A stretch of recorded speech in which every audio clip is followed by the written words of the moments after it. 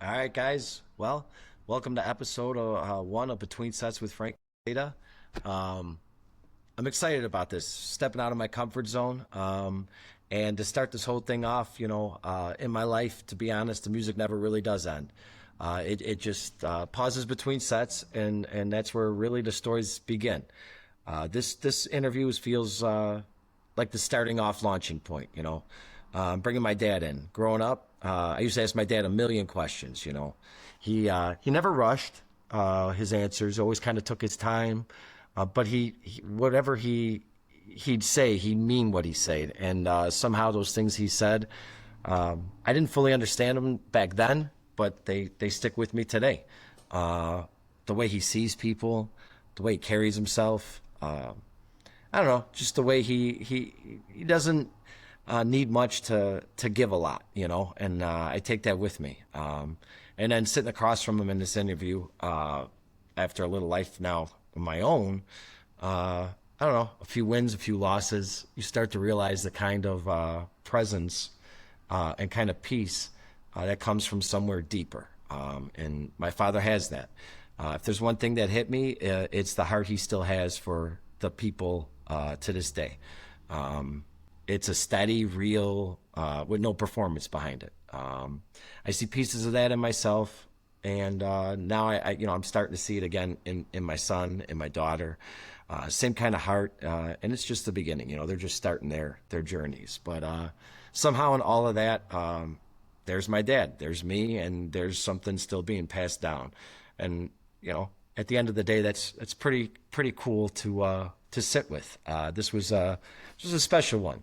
To be honest, we could have talked for hours, and truthfully, we left some stuff on the table, and maybe that's the point, because I think we're gonna probably do this again. Some conversations are not meant to be finished. They're there just to keep it going, and that's what this one felt like. It's not just a one-time interview, but I think it's the beginning of something.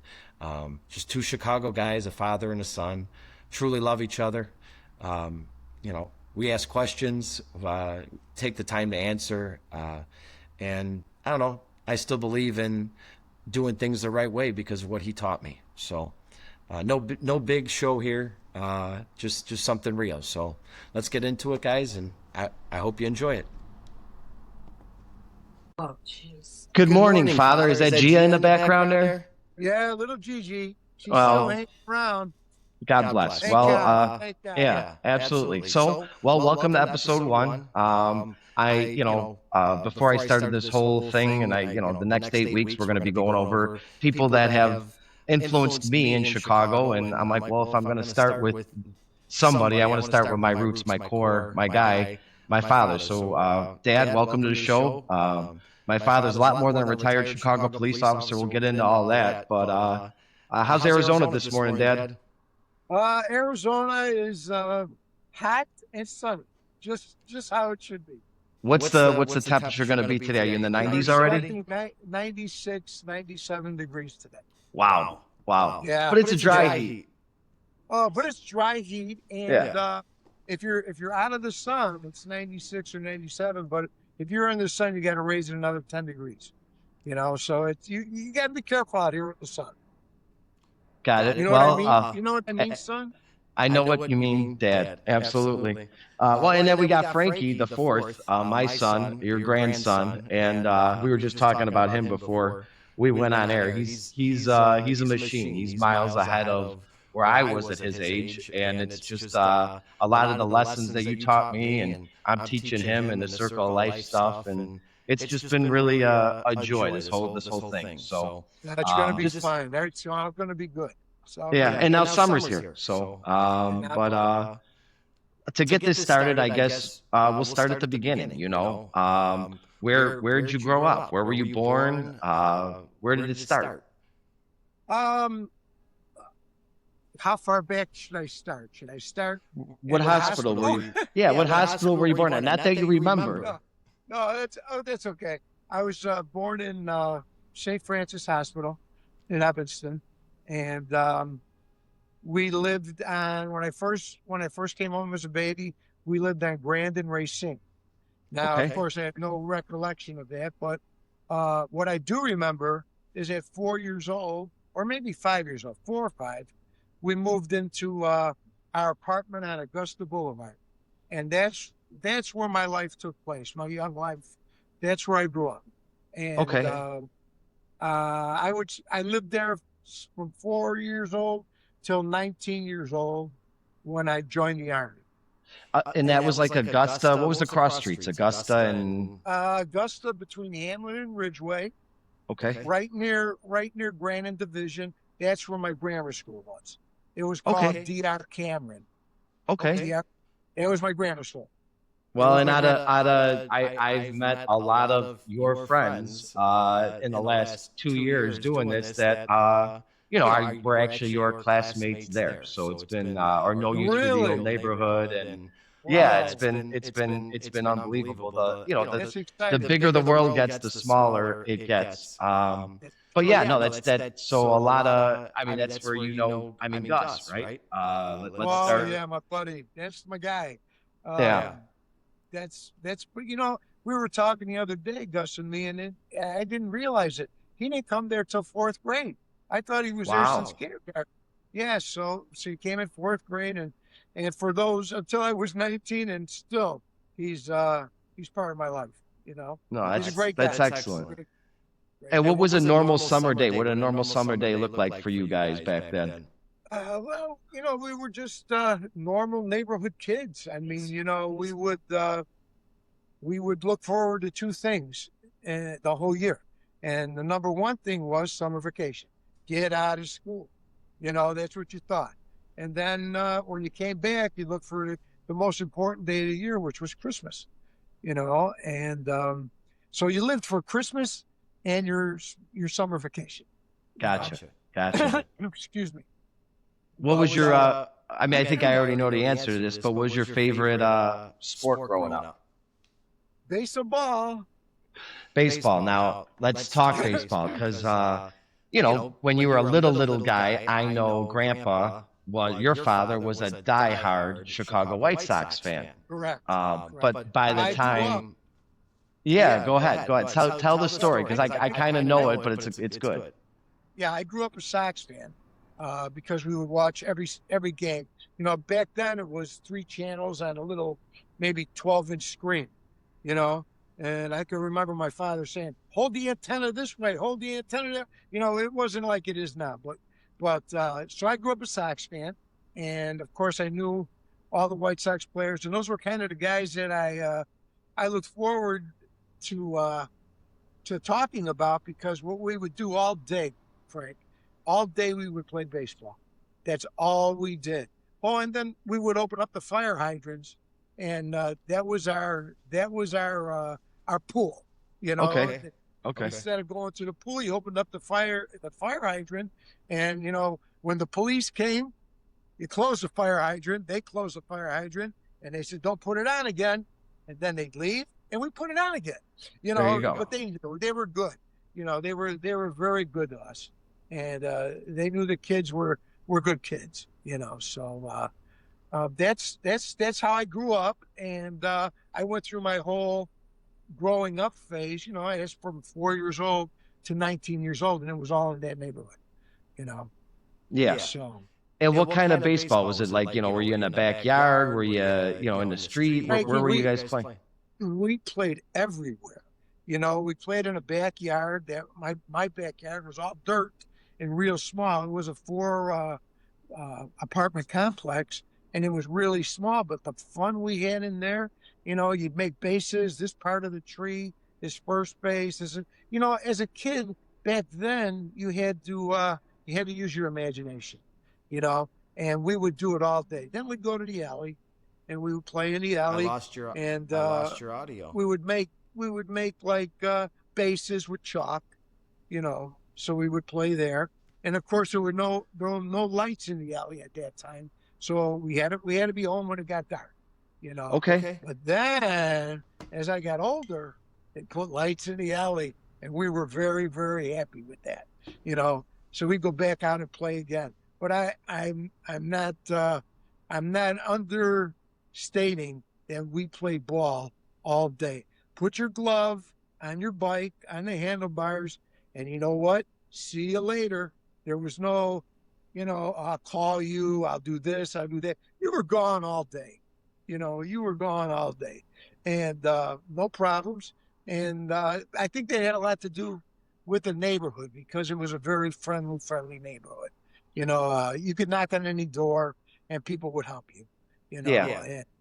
and back then there was really no crime. You didn't have to really worry for a lot of crime. I mean, I had the kids that would, steal cars or something, that kind of stuff. But there was no real bad stuff happening back then. The only thing, I should bring it up if anybody remembers that neighborhood. One of the big things that happened there was a terrible thing, a tragedy. It was in 1958, the Our Lady of the Angels Fire, which is is something if you wanted to look up. It's not something happy to look up, but we lost 92 children from the neighborhood and 3 nuns in that fire. And it was really, it changed the neighborhood. A lot of people left. A lot of people lost some kids in it. Some families lost 3 kids in it. It was a tragedy. It was a neighborhood tragedy. And I'll just give you a quick one. Mom and me, my mom, your grandma, we were at a dime store on Chicago Avenue. Chicago Avenue was like the shopping center of the neighborhood. Okay. And a kid came running in. I can remember this. I was little. And a kid came running in, screaming and crying, "The school's on fire! The school's on fire!" So everybody from Chicago Avenue went to see it. And I remember my mom pulling me back because it was pretty brutal. You had kids jumping out of windows, and I don't even really want to get down into it, but that was a big tragedy.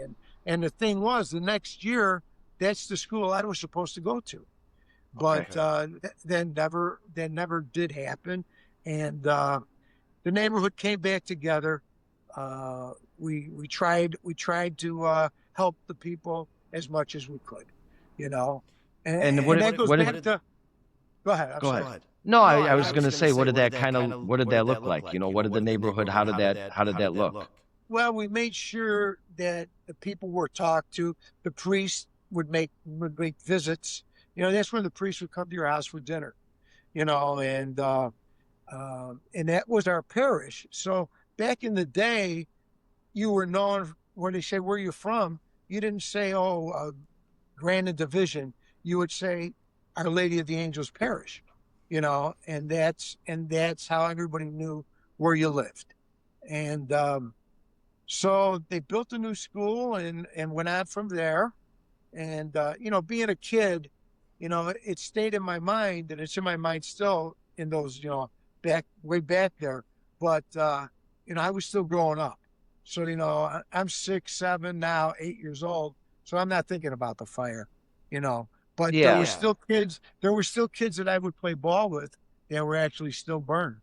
Yeah. It was brutal. It was a brutal thing. You had mentioned in the past, like was it the dime store that kind of helped the families out too, where, you could take No, the you know check what it to, was, Frankie? It's unbelievable. But we had a corner store back in the day. All neighborhoods had corner stores, and on Hamlin and Augusta, which was half a block away from me, and Our Lady of the Angels was only 2 blocks away from me. There was a Mary and Stanley's Hamlin Avenue store, right? Okay. And this little store took care of the neighborhood. If a family was short on milk and they didn't have enough milk, we would not buy that milk, and we would give it to the family that needed the milk for the babies. Okay. That was like the main hub of the neighborhood because I can remember being little. That's where I did all my shopping. That's where my mom would send me for, whatever, spaghetti or, whatever you wanted.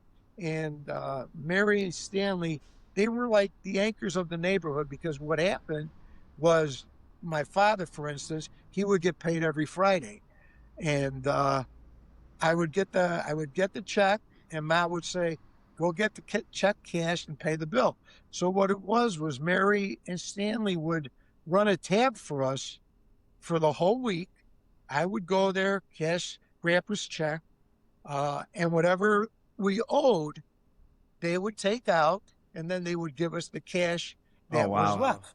That's You know, unheard of so nowadays. Yeah. and that's what everybody did. So they were a main anchor of that neighborhood. You know, they were a main, and you talked about nice people. They were just, you know, they knew everybody's name.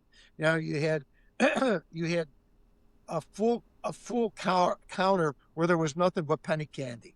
You know, so you know, of course that helped with my teeth. You know, but of course, you know, we all would go get our penny candy, and I could remember because I was kind of a what do they call it, a latch door kid, latchkey child, because I'm learning. Grandpa was working, and Mom was working, so I had to take care of myself during the day, and it was nothing because I was playing all day. But if I got hungry, I'd go there. Stanley would make me a sandwich, you know, write it down, whatever, and that was one of my best memories, you know, Stanley and Mary's store, because that's where I got my first really cool pet, my cat. You know, I brought it home, and Tornado. That was him. That was him. I actually had a cat prior to that named Tiger, but she passed, and Grandma was the best. And you know, we did everything we had to do, and we buried it. We buried Tiger in the backyard, and I loved animals, and she loved animals, and so Stanley had cats, and they were always having kittens. You know, I would go to the store, Frankie, and I would spend an hour and a half there playing with the kittens. And Mom would have to call Mary and say, "Where is he? You know, where is he?" And I kept saying, "Don't get rid of this one cat," because it was black and white, and he was the coolest. And one day I said, "You know what?" She said, "We're going to have to get rid of him, Frankie. We got to get rid of the cats," because the mama was pregnant again. So I said, "Oh, my mom and dad said I could have him," you know. So I could remember bringing him home in a paper bag. Oh my gosh! And I came home, and I knocked on the door, and Ma says, "What do you have?" And I said, "I got our cat." She goes, "He's not going to let you keep that cat, Frank. You know, Grandpa didn't grow up with those kind of animals, and he wasn't a big fan, you know." So she says, "Don't," of course, Ma, she says, "Don't worry about it. I'll take care of it." You know, so Grandpa came home, went through his rage, you know, and sure enough, we got to keep the cat. That's awesome. But the first deal was I had to keep him in the bathtub. You know, that's how we. Now I can remember Grandpa laughing about Tornado in the bathtub, like playing around with him. So that's hilarious. Well, at first he was the hard guy. You know, he wanted nothing to do with that cat, right? And within a couple of days, Tornado's running around the apartment. You know, he's bringing hide and go seek with the And so Tornado became I had him until I was 17. So wow, I had him for a long time, and it was a real good memory. So I won't get into, you know, how I lost. But I got to ask you now, in your life, have you felt like, because I don't like people making me decide, but cats or dogs? Because like I feel like I've fluctuated throughout my life. You know, there's been times I'm a dog guy, hands down, but man, I'm a cat guy too. I guess I love animals. But do you have a preference, or do you just love it? I don't know. They both have their own good things about them. And the thing was, Grandma tried to bring me a dog home, and our landlord would not let us have a dog. And she tried, you know. Kelly? No, Kelly was later. Kelly was later. I don't even know where that came from. We had to hide Kelly. All right, but I can't even believe that came out of me. That's funny. But that was before I went into the Army. So we're talking 18 years old. You know, it was coming to the end. You were older. Yeah. Yeah, I was older, but she brought a little Cocker Spaniel home, and we already named him Pepper. And, you know, he had a red bone on him, and I was all happy, you know. And then, of course, we kept him about 3 days, and then Ma had to bring them back Because because of the landlord. the landlord Yeah. would not let us keep them. But the thing was, he would let us have cats. Well, And probably because well, it helps with the the rats, the mice, the well, I was rodents. just going to say the reason he let us have cats because they got rid of the rats. Oh, see, you there know, you go. Yeah, And and sure enough, before you knew it, we had cats everywhere. And Tornado was the king of the rats. I mean, the king of the cat. He took and the care of, rats. and the rats stayed away from him. Yeah, I would But imagine. I can remember cats coming to fight him every day. And of course, I throw brooms at him and help him, and things like that. And that was my guy growing up. That was my pet. That was my pet. And Do you remember a similar story? We're gonna fast forward and then we're gonna go backwards. Because I wanted a cat, and Grandma, your mom, walked me down the alley, and we came back with a little cat, Coco. Yeah, that was. She did the same. Isn't that weird? She did the same thing. I was thinking that as you're telling the story. Yeah, as you're telling the story. And where was Coco's favorite place to hang out? He liked to hang out on the roof. He did like to hang out. He'd go visit the neighbor, go inside the house, come back. I mean, it was a thing. The gangways were this separate. Yeah. He would jump from roof to roof. He would. Yeah, he was a good cat. He was a good cat. That was your first kid, right? Well, and I feel blessed to have grown up in the 90s because I feel like, obviously the 90s wasn't the 50s, but we didn't have cell phones yet. We were the last, my generation was the last one to not have access like that. I think we got our first computer. I mean, I think we were already on Osceola, or maybe we were on Avondale, but it had like 3 buttons. It might have been. It wasn't much. You couldn't do anything really with it. You played with you and Clara played with most of the kids on the block. And, and you guys worked. We weren't in camps. We were out playing.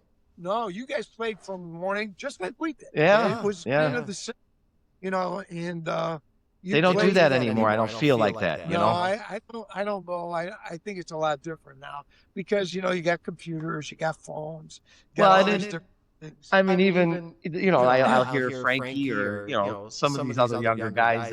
They'll watch a movie, and I'm like, oh, they're gonna go to the movies, right? But no, it's like they're watching a movie on a computer together at home, separate rooms, or you're playing a game, and we'd have to go play the game, face to face and stuff. Now it's all headsets, which is good. It was different, but you still caught some of the old time stuff. Well, I guess obviously because here I am. So but you played a lot of baseball in our yard. We did wiffle ball. You and me would have games that I would beg you. I'd get mad when Nick come over and speak Italian. I'd be like, "Come on, Nick, leave my dad alone. I want to play more catch, more." And he was he's good. He's I mean, he was the best. But I just wanted to, I wanted to play ball with you. Of course, Nick and Clementine. And Nick and Clementine. We would play ball, and you played a lot. That was your game too. We loved baseball. Well, and honestly, let's get back. We'll go back now. We'll go back to you because I remember how much baseball meant to our family. Even no matter what was going on, there was always baseball. Baseball was always a bring it together on a Sunday dinner, whatever it was happening. I can remember getting excited about Mickey Morandini getting brought to the Cubs. And we thought, we got Jeff Blauser and Mickey Morandini, 2 guys that might hit 300. And we sucked. I think Jeff Blauser hit 200 that year. But it got old. You were a diet, and I remember going and getting the brick when they knocked down old original Comiskey Park with you and Grandpa, meeting Minnie Minosa, meeting Sammy Sosa and the White Sox. He's already listening to the boombox, salsa music, and but he was our guy. He was with the White Sox, little skinny guy. He hadn't started Flintstone vitamins yet. Right, those Flintstone vitamins kind of bulked him up a little. A little, yeah. But he, you're right. That was our guy. That was our. But growing up, you know what Go ahead. No, I'm interested here. So we're going backwards, but I like it. I like to take your take on Sam. He did a lot. He did a lot for baseball. He brought baseball back because I don't know if you remember. That's when they had the strike. and everybody was disenchanted with 94. The Sox were going to win. And I thought the Sox were going to win the World Series, but yeah. they were in first place when it ended. But anyway, I think him and McGuire kind of brought baseball back. So and how they love to see the mighty fall, right? They were like, "Oh, go ahead, guys, Clemens, all the guys, go ahead, and now we love to see our heroes fail. And which is because like 200 years from now, I don't think I'll matter or anything like that. But those guys that set those records, it'd be nice if they had a little wing in the Hall of Fame that said they existed, because. It is what it is. And it's just my opinion, but that's my generation. Those are my guys. No, but I think eventually they will be put into the Hall even of Fame. Palermo, Rafael Palermo, he was a good ball player. He was a great hitter. Look at his stats. Look at his and the Cubs could have gone that way instead of Gracie. They could have. But Grace, I love Mark Grace. Yeah. But the other thing is, the Hall of Fame. It's almost I hate to say it, but it's kind of political. Because I can remember Harry Carey. That's why I became a Cub fan, because Harry Carey used to be on with Jimmy Pearsall on the Sox, and they sucked. But it was well, they didn't suck. The Sox sucked. The Sox sucked, and but they were so entertaining and so much fun that I would not miss a broadcast. That's how good they were. And then the Sox changed owners from Bill Veeck to Einhorn and Reinsdorf, and they fired Harry Carey. And Harry wasn't happy. Harry would call a spade. And you know what he did? He said, "I'm going to the Cubs." And he went to the Cubs. I don't know, maybe 84. I'm thinking, I could be wrong. I think you're right. Yeah. And I became a Cub official. I can see your thing, 1984. Yes, I became. That's how I know. Became a Cub fan, but I never lost my love for the Sox. So I cheer for them both. So then, 1 year later, 1985, this guy comes along, and this little shit. And then you took me to my first Cubs game, and my son, and we went to both. We went to, and I, from the bottom of my heart, and if I've never said it, I could remember you selling things, you doing things to make games happen for me in the summer. And, even now today, looking at going, I go to the Sox game with my family because I can't afford the Cubs games, but you made me go smell that Wrigley Field grass, and I appreciate that, because I think it definitely is in my DNA for the rest of my life. I love baseball. Baseball I think was my first love, but I love singing too. But I really love baseball. Well, that's what I was gonna get to, because we always played music, and even you loved when we would play music. I could. This is crazy, but I can remember you being in a I forget what they call it. Playpen. You would be in a playpen, and you were little, man. You were just, we'd leave you in there just to stay out of the way. To not get in trouble. Yeah. And then we would put on music, and your favorite song was Eddie Fisher, "Dungaree Doll." That's pretty funny. When every time Dungaree Doll came on, I had to take pictures, because all you did was go up and down and up and down and up, and the whole song. Don't hop. Quit hopping. So that you're telling me it was already happening? There was you were moving, baby. You were already dancing, and you always did enjoy your music. You always did. I could remember begging you, after playing baseball all day in the yard and you working, I just want to sit cross-legged on that living room floor with the shaggy carpet on Avondale and have you play cassette tapes. We'd go through the cassette tapes, and then you went through phases. You found a guy that was a part of the old Jolson Club. And I don't know, but he made a deal with you. Like, he was like, "I'll give it easy, like 12, and they were all like actual, like radio. It wasn't music. It was shows. It was when radio was the entertainment. That's where the shows were. That was before. But I was listening to it with you, and I remember, I remember, I even Doug Buffone, the real guys on sports radio, the guys before these guys, or if you call them guys now. But yeah, it's just, so it was a different time, and I really appreciated. I can remember you putting me on your shoulders, and that walk, I do that walk still today just to do the walk. That's not an easy walk, and I wasn't that little. So thank you, Dad. You're But welcome. You're welcome. yeah, those are some of my favorite memories of the Chicago baseball, and to this day, my friends would pick on me and hate me because I would never really pick. I I love the Cubs, but I love the White Sox, Yeah, you want them both to win. I remember waking you up when the Sox, you were like, I gotta go to work in an hour. I'm like, they won the World Series, man. 2005, Now that's 20 years ago. That's 20 years ago. Yeah. It goes fast, Frankie. Yeah. It goes fast. But that's What about the fifth? Was it the 59 White Sox? Talk about the 59 White Sox. Oh yeah. That's when it was the original teams. So we didn't have. How many teams are there now? 32 teams or something like that. I couldn't tell you. Something like that. It's crazy. Yeah. It's unbelievable. But there was a National League and American League, and you had to win the pennant. You had to beat your American. There was the American League, and you had to come in first. There were no playoffs, and you went right to the World Series. Well, we were playing at a time when the Yankees had Mickey Mantle, Moose Gower, Yogi Berra, Roger Maris. It didn't stop. A manager, Casey Stengel, Whitey Ford, look those stats up.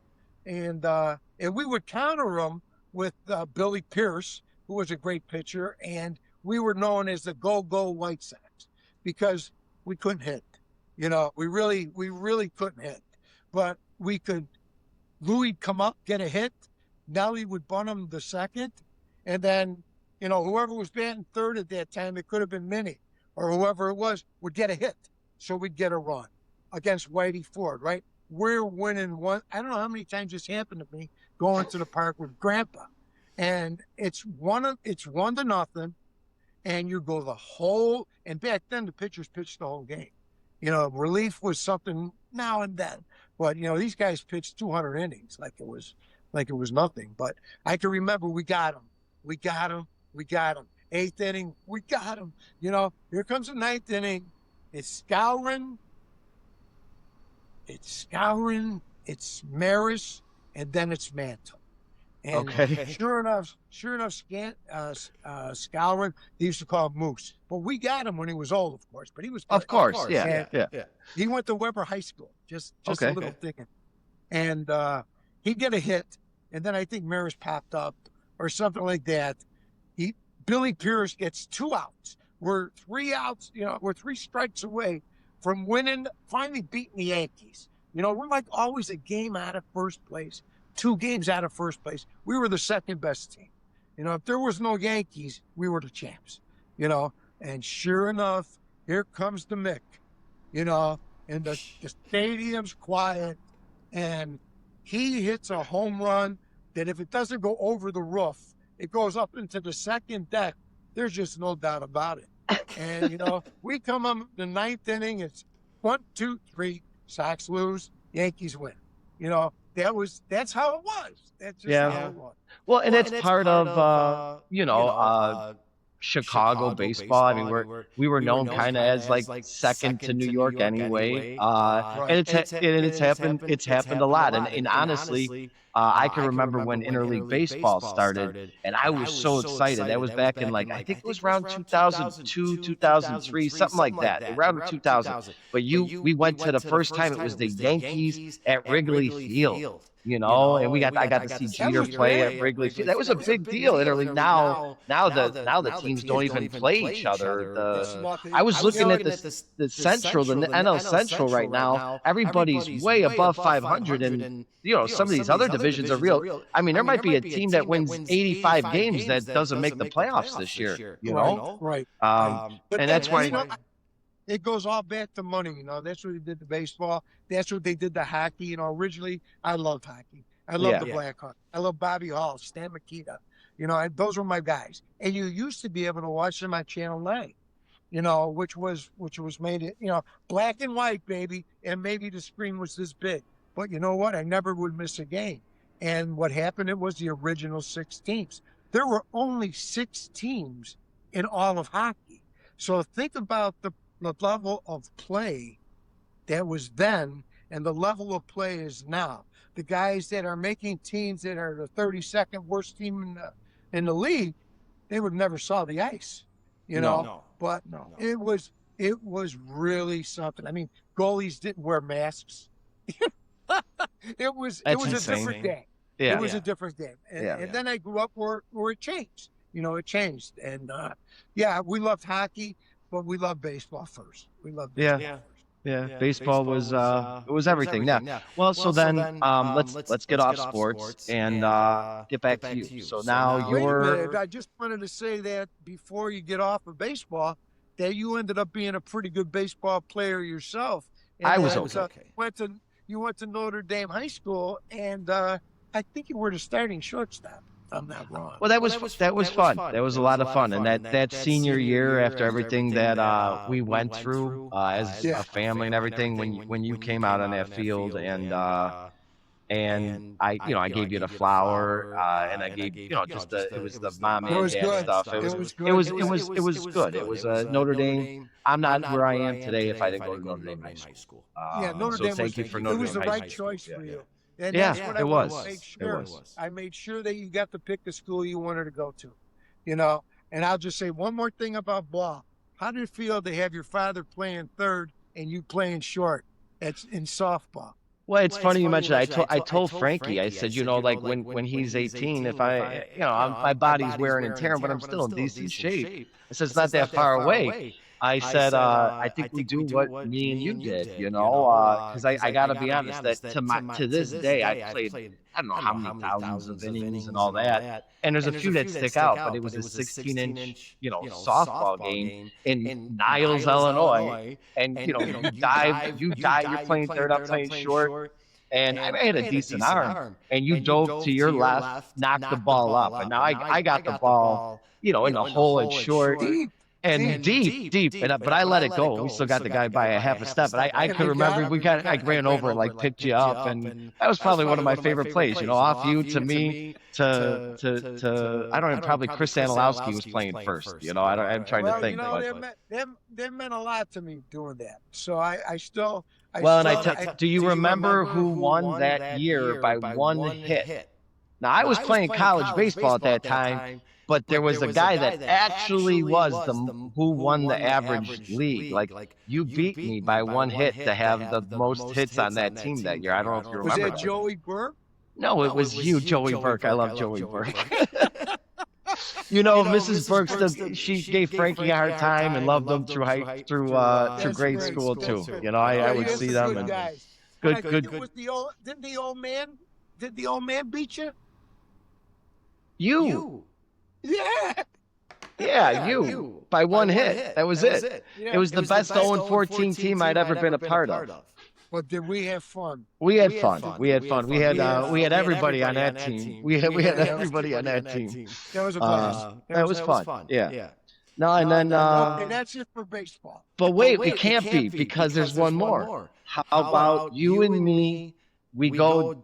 It's game 6.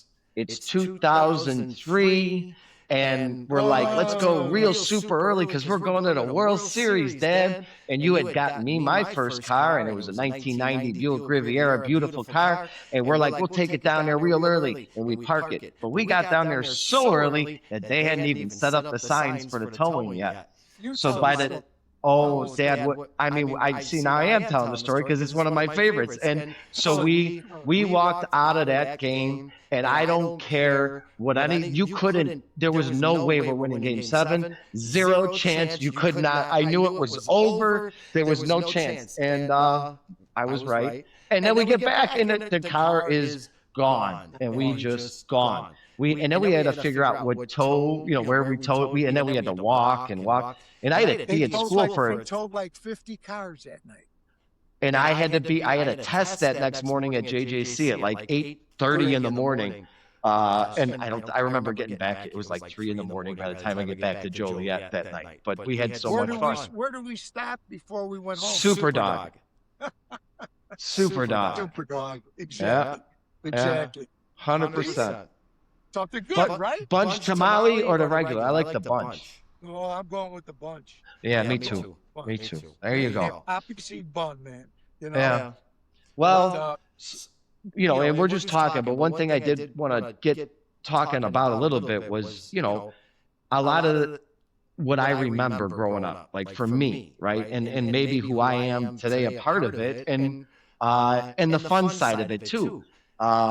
It's the South Water Market that no longer exists, right? You actually were a Chicago business owner. You were, you owned your own business, and you did it for, a long time. It was what you did, and you did your part-time stuff on the side, security work and stuff like that. Yeah. You were always working double jobs. You're hustling. You were hustling. And, but talk a little bit about how that started and all that, because that meant a lot to me too, to see, Frank Strawberry. So let's get going on, It was, how did that happen? In the old neighborhood, there was a lot of guys that had their own little produce route. Excuse me. And there was one guy, Johnny Battaglia, who was ready to retire, and he wanted to sell his route. And I could remember, I don't know how much it was, but it was a significant amount of money back in the day. And for statutes of limitation might be out, but we could change names. We could go out however route you want to go for this story, because this is a good story. Yeah, we would have to change names. But, yeah. But anyway, I got the money, and I bought the route. Now, prior to that, I had been working at the Marriott and doing other jobs, and doing all this kind of stuff. Time out. Do you remember? Now this is prime you, because the Marriott was. I think Dad's pretty cool right then and there, and you would. Years old. That's what I'm saying. Would you remember the route you used to show me? So you guys would go around. You'd be like, you could get to O'Hare to and it was so cool. I actually remember, you would show me the route, and you've got all the wrestling guys and all the old time actor. Good stories there. Yeah. Good stories there. So when I decided to go for the route, it was a big move for a 20-year-old, and I said, let's go for it. So I had to get the money. Anyway, I got the money. I paid him. I took the route, and I did that for a big number of years. But I paid him back. Within a year. So that tells you how the business was at that time. But of course, and how you were hustling. What were your established bakeries that year? Do you remember what you got? Man, some of the biggest bakeries I had were Lutz Pastry on Montrose. Another big one for me was Jarosz, which now they pronounce Jarosz, but that was another big one for me. But I had a few really big bakeries. Cumberland Bakery. You had Cumberland Bakery. I had a bunch, but what happened was a lot of these neighborhood bakeries were the things keeping me in business. And what happened was the bigger stores, kind of like the big fish ate the little fish, Jerry's Fruit Market.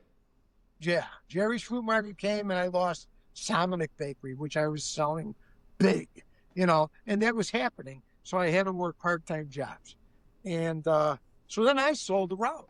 And I can remember walking with my son. What was his name? My son's name? Bum. Oh, you're no bum. Anyway, I remember walking with my son, and I was stressing because we were having trouble paying bills. And I can remember I got to do something. And back in the day, the cream of the crop job was a garbage man. That everybody wanted to be the driver in the garbage man, but you had to know somebody. It was old Chicago, and I tried and I tried. I couldn't get on. I took the CTA bus test. I failed that test. Don't ask me how, but But we won't get into that. But then I took the fireman's test, and they never called me. And then I remember with you walking, and we went to the post office, and there was some kind of an application to become a Chicago police officer. And I thought to myself, you know, I love helping people, you know, and you know what? I'd be a pretty good cop. I'll go, you know what? I'm not going to get it anyway. So I'll go for the test. And so I remember telling you, you know, don't tell Ma, you know, don't, you know, and I was passing everything. But they would make you wait 3 months before they would let you know if they passed. They wanted to wear you down so you would quit, you know. And so finally I there's a million stories with that too. But anyway, I got on. And Well, and what's really cool is you were the second oldest guy in your class, correct? Correct. Yeah. I was the second oldest guy in my class. And but that's a story with that too. And it was good.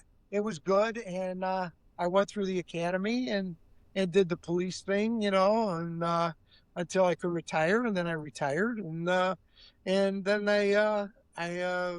we moved to Arizona, and as you see, that's where I am now.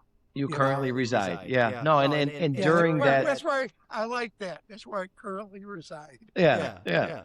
No, I remember distinctly. I believe it was Navy Pier where you graduated from. Yes, it was. Very good memory. Yeah, Very and good I could remember that day actually, and I was nervous. Like I was actually nervous, you know, and well, you were surrounded by police.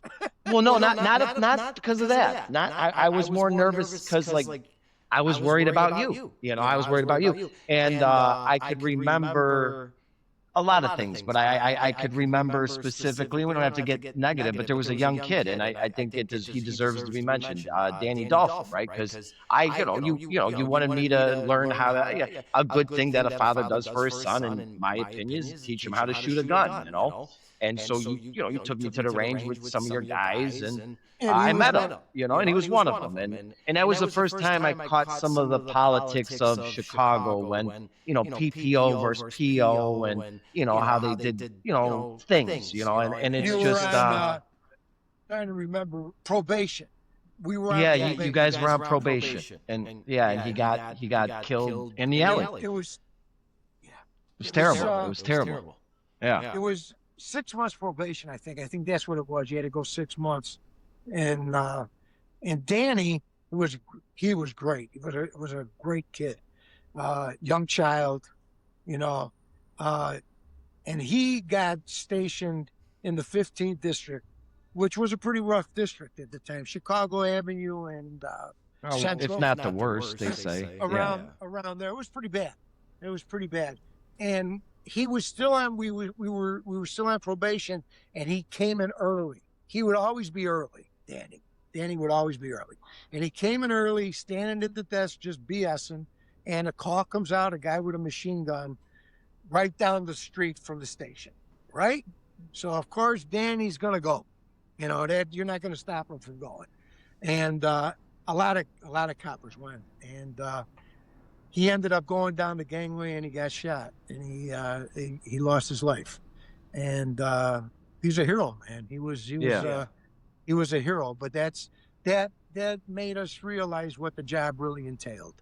It changed everything, even in our family. It changed a lot because you know he was in my class. We did everything together. We went to lunch together. And for the grace of God, you know, it could be me, you know, but just a great kid, and God bless him, you know. Yeah. God bless him. Absolutely. But that's true. That's true. Well, and then on another note, I could also remember on a more positive note, you as the second oldest guy, took first in driving. And I just got to say, and I'm not being cocky, but I would always tell, because I had some friends that could drive too, and their dads could drive. But I always thought, like, if there was a father-son tandem, hey, respect to the Flynn's, you know, and they gave me Frankie Napkins as a nickname. But I don't think there's anybody that could taken you and me in a relay race, whether that be go-karts or, you know, whatever. Yeah, and we're good drivers. We're safe drivers, but we're good. Yeah. But we know how to drive. We did enjoy our cars. We did. Yeah, we both. And I got that. You keep your cars much cleaner than I keep my cars. But I still love cars. Like I love, you know, it's because of you that I don't own a foreign car, even though you don't follow that anymore. You know. They're all garbage now. I know. Well, that Jeep's the best car I've ever had. That Jeep's you know, it's a good vehicle. Knock on wood. Let it just keep going for you. Well, and what's real wood now? I don't even know if that's real. Anyway, this is pretty woody. Yeah. But even now we laugh because I'll go in the garage and sure, what am I doing? I'm waxing my car. You know, I'm here I am again. I'll tell you, she's 11 years old. She looks like she's new. Yeah. You know, because you know why, Frankie? There's no salt. There's no, none of that stuff. The wear and tear, even the underneath here, right. That's where I take the beating. I still enjoy that. I still enjoy doing that. That's just something I've always enjoyed. Well, so that's still going on. So as you look forward in your life, what do you got going for your next chapter? What do you envision? What do you still want to see happen? I still be really trying to work on perfecting retirement. You know, all right. Yeah. I'm all in on that. I give 150% on that, and I couldn't be happier where we're at and where I'm at in my life. And I just want to enjoy what God gives me in the remaining years. And now is your wonderful bride around? Because I would love to say hello to Lori for a second if she's willing to come on air. She's at a meeting right now. Okay. So I can't get her in, but we try to enjoy our retirement. But of course, Lori's got to stay busier than I am. She tried to go full retirement. She tried, and it didn't. Yeah, it didn't work. Yeah, she read like 20 books, and she had it. She had it, but I think we're gonna just pray to God that we have some years together, more years together, and that we're able to enjoy the rest of our retirement. Absolutely. Do you think there might be one more cat left in your life? Well, there's not going to be anything with my little Gia. Hold on. Let's see Gia. There she is. Hi, Gia, the cutest. She's 12 years old. She's the cutest 12-year-old puppy in the world. I'm gonna tell you something. She's with me all the time. You know, this is my I don't companion. know, my blanket. You know, like you had a blanket when you were little. This is my little blanket. You know, well, I'll talk to Lori, and Lori's like, "Oh, Dad's out with Gia." I'm like, "Yeah." Sounds about right. I'm kind of hooked on her. on her. But I don't know if there'll ever be a cat in my future. I don't know. It's possible, but right now I just want to think about her. You know, love it. Absolutely. Yeah. Absolutely. But everything else is that's pretty much it. G. That's pretty much it. I think what do you think about Gus? I just wanted to say hello to Gus. Hi, Gus. Hello, Gus. I know he's going to watch this. Eventually, I hope so too. I think there's going to be a lot of people that really respect you, and I guess as I'm getting older and I think about like everything, cars and baseball and really and the joys I've had with my kids now because of that, right? But do you remember before Volo? Well, it was with Volo, but they had the right by Lamb's Farm. There was like another place that was by Lamb's Farm. We get off, and it was like the exchange, the car exchange. Was that inside? It was an inside one, and it was a big, it had 2 air, and we thought that was going to be just as big as Volo, and then they closed down. They closed down. Yeah. Yeah. But No, we had a lot of fun. We had a lot of fun. did you see this coming with me? You know, it's so funny because where was I yesterday? I think I was somewhere by the clubhouse, the community center, and somebody asked me, "How's your son doing? How's your daughter doing?" You know, and I said, "Oh, they're doing really great." "Oh, you know, what are they doing now? You know, I said, "My son's an entertainer. He's a well-known Chicago entertainer, and as a matter of fact, if you want to look him up, just go on his website and you'll learn how good he is." Oh, thanks, Dad. I'm very proud of you, Frank. Wow. I'm very, very proud of you because you have the drive to do it, and you're good, and you love what you're doing, and you're bringing light to other people. And I think not only the music, but even you just bringing them some light. You know, I always believed in that. Try to stay in the light. You know, and, You've been saying that a long time. Long time. But I think you found your calling. I think you really found your calling. Very proud of you. Yeah. Well, it's been a well, you know, and it's funny the older I'm getting, because you know I don't know if this is gonna. I often say it could be taken away tomorrow, and if it was, it was the best too. Like I'll never be what I got, what God gave me will not. Those memories will never be taken away. So even if nothing else came out of it, I did exactly what I wanted to do with it, you know. And but I got this itch, you know, and no offense to the police, because I love the police, but it only takes 6 months to become a police officer. They want 2 years and $21,000 for me to learn to become a barber. You're gonna tell me I can't go with Joey down the street and sit with him in the shop and learn how to do that, and I gotta go pay 21 grand for 2 years to cut hair? Because I think as I get older, I think that would be something I love to do my own, you know, like open a shop and you know, and you know how you got the garage, you know, and you know, little something, you know, but for that to be that way, you know, we'll work around it maybe, but yeah. Well, because you know, back in the day, you know, our barbers were all little Italian guys.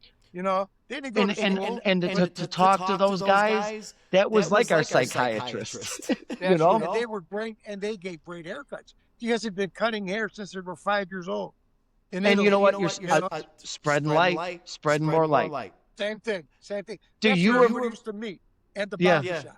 Well, you know, and I gotta get myself in trouble, you know. But me and Ashley used to talk about this a lot. You know, the cats and the brothers, we got a lot in common when you start looking at the certain things where we would hang out, the vehicles, and you know, the more I look at Chicago roots, and that's one of the things I love. You know, I can remember you taking me downtown to meet Muhammad Ali. You know, and the guys that you introduced me to, I mean, we would do it. It didn't matter what color you were. It didn't matter what religion you were. No. We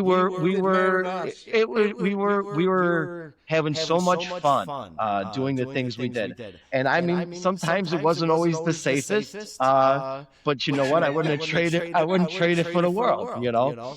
And those are good memories, good memories for me. So thank you for those memories. And we're gonna have more. We'll have more. So yeah, we will have more. But just do me a favor, send me either a Parsi's or Jimmy's hot dogs. Oh man, now Jimmy's is still there. Gene and Jude's is well. I think Gene and Jude's might be under it. They might be in trouble. We flooded here, so the last that Displains River. The next day. Extra flavor. You should show that picture when they were flooded, and then the next day they're open. It's it's unbelievable. Well, good times. Good talking to you. It was good talking to you. Thank you for this interview, Dad, and I think we'll get you back on. And I love you, and thank you. You're the best. I love you very much. And all right, well, good luck. All right, thank you, son. Dad. You're welcome, son. Yeah. Bye. How do I turn it off of all the offs? I don't know. Well, I'm back. I hope you guys enjoyed the interview. I guess it's going to be a little Dean of me to do it this way, but I feel like it's proper to end with a song. So, truth is, The birds of feathers of blue are waiting for you back in your own backyard. Oh, you can go to the east, go to the west. Someday you'll find, weary of heart, back where you started from. You'll find your happiness lies right under your eyes, back in your own backyard. Stay blessed, God bless, and until the next interview. And I believe we got Mr. Ron Onesti coming, so take care, guys.